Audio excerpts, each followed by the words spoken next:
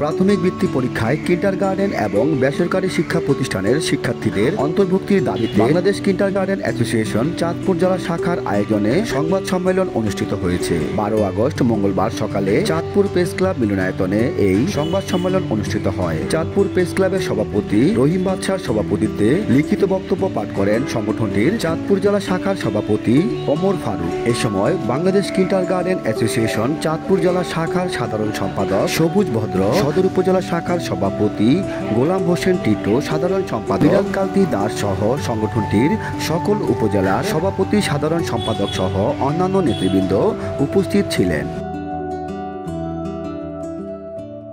আমরা চাঁদপুর জেলা থেকে আমরা যে সাংবাদিক সম্মেলন অংশ করছি, চাঁদপুর জেলায় আমরা যে স্কুলগুলো রয়েছে 684টি স্কুল রয়েছে, কেজি স্কুল এবং হাই স্কুলের সাথে যারা সম্পৃক্ত প্রাথমিক বিদ্যালয় রয়েছে এরকম সংখ্যা রয়েছে আপনার 36টি।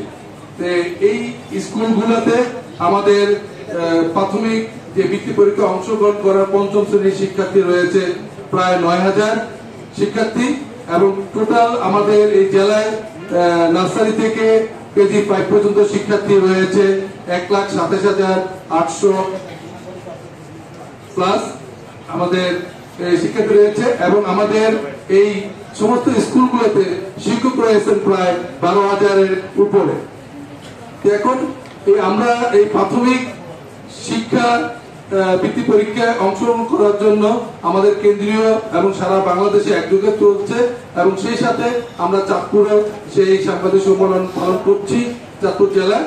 তো আমরা এখানে সরকারি স্কুলের সাথে আমাদের কোনো ভেদাভেদ নেই, কোনো কিছু, তারা আমাদের ভাই, আমরাও তাদের ভাই। এখন আমরা সবাই চাই শিক্ষা এই দেশের একটা সুশিক্ষা শিক্ষিত করে একটা নাগরিক গড়ে তোলার জন্য। এখানে আমরা কেন বৈষম্য শিক্ষা হবো? আজকে আমরা 22 সাল থেকে আমরা বৃত্তি পরীক্ষা অংশগ্রহণ করে এসেছি।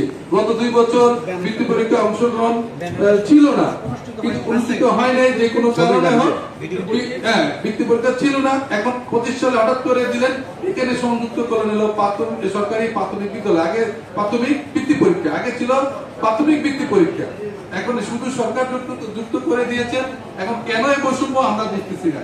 এখন আমার যা মনে হচ্ছে যে এখানে বর্তমান সরকার কি একটা শ্রেণীর লোক কি বিতর্কিত করার জন্য এই কাজটা করতেছেন নাকি এটা জানি না। তা আমি আপনাদের সাংবাদিকের সাহায্যে আমরা প্রধান উপদেষ্টার কাছে এই মেসেজটি পৌঁছে দেওয়ার জন্য অনুরোধ করছি আপনাদেরকে।